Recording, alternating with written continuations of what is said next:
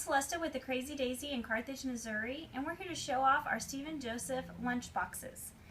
They have a zipper on the front that you can put sweet notes to your child or snacks.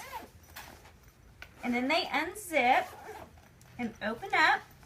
And you can see that there is a mesh pocket for utensils. It is insulated, and then there's a Velcro strap that can hold a water bottle.